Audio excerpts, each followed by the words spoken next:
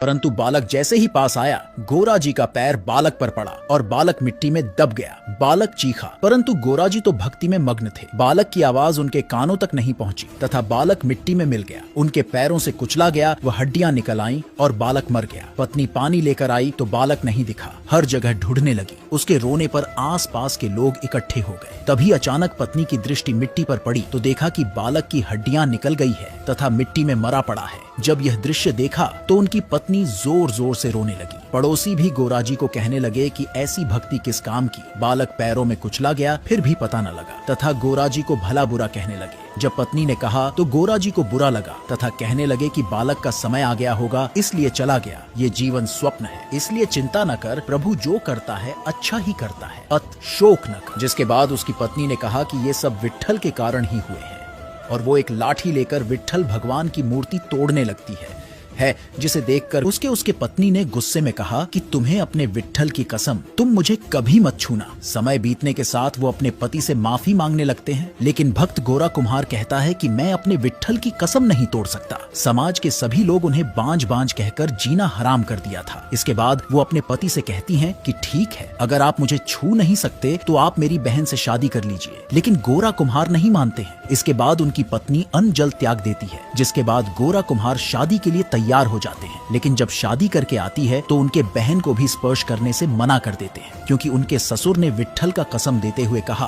कि तुम मेरी दोनों बेटियों के साथ एक जैसा व्यवहार करना। इसके बाद अपने पति की कसम तोड़ने के लिए रात में जब वो सो रहे थे तो उनके साथ दोनों बहन सो गया। जब वो जागा तो ये देखकर वो पागल की तरह इधर उधर भागने लगे और अपने हाथ को पीटने लगे और सामने एक सब्जी बनाने वाला छुट्टी गोरा कुम्हार जिस हाथों से अपनी दोनों पत्नी को स्पर्श किया था, अपने उस हाथों को काट डाला। ऐसा होते देखकर पत्नी भयभीत हो गई तथा रोने लगी। गोरा जी के हाथ कट जाने से बर्तन नहीं बनने की वजह से परिवार की आर्थिक स्थिति कमजोर हो गई। जब भगवान ने देखा कि भक्त की आर्थिक स्थिति कमजोर हो गई है तो भक्त की परेशानियों को दूर करने के लिए भगवान विट्ठलनाथ ने कमलानाथ नामक कुम्हार का वेश धरा, गरुड़ को गद्दा बनाया तथा लक्ष्मी जी को कुम्हारन बनाया और गोरा जी के घर पर आकर कहने लगे, भगत जी मेरे देश में अकाल पड़ा है, अत हम इधर आ गए हैं, हमें नौकरी पर रख लो। गोरा जी ने कहा, मैं गरीब हूँ, भला मैं तुम्हें क्या दे सकता हूँ, तुम किसी और के पास जाकर नौकरी कर लो। तब भगवान बोले कि मुझे पैसा नहीं चाहिए, केवल 2 वक्त का भोजन दे देना। गोरा जी ने हामी भर दी। भगवान सुंदर बर्तन बनाने लगे, जिससे गोरा जी की आय भी बढ़ गई। एक बार संत नामदेव जी विट्ठलनाथ जी के दर्शन को मंदिर में गए तो उन्हें मूर्ति में भगवान का तेज नहीं दिखा। तो भगवान का दर्शन करने के लिए नामदेव जी ने जैसे ही